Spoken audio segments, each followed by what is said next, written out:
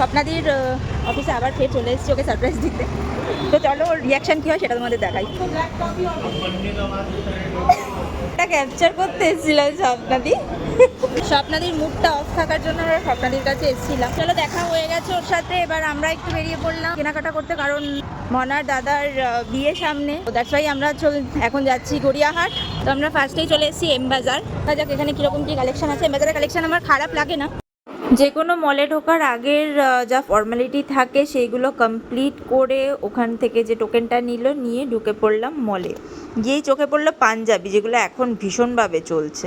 যাই হোক, পাঞ্জাবি কিনতে আমরা আসিনি, তো চলে গেছিলাম ডিরেক্টলি জিন্সের সেকশন আর শার্ট দেখতে। তো জিন্স শার্ট পছন্দ করে ট্রায়াল দিয়ে ওটাকে বিল করিয়ে চলে যেতে হলো ওপরে অল্টার করাতে, কারণ প্যান্টটা ওর অনেকটাই বড় হয়েছিল।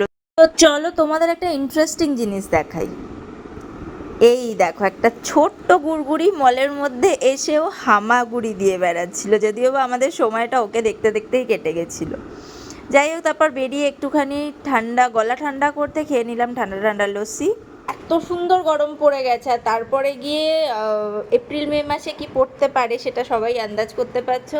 তো চলো, যারা বিয়ে করবে তাদেরকে অল দ্য বেস্ট, আর যারা বিয়ে খেতে যাবে তাদেরকেও অল দ্য বেস্ট। তো আমাকেও কেউ অল দ্য বেস্ট জানিয়ে দাও, কারণ আমিও এপ্রিল মাসে বিয়ে অ্যাটেন্ড করতে যাচ্ছি কারুর না কারুর।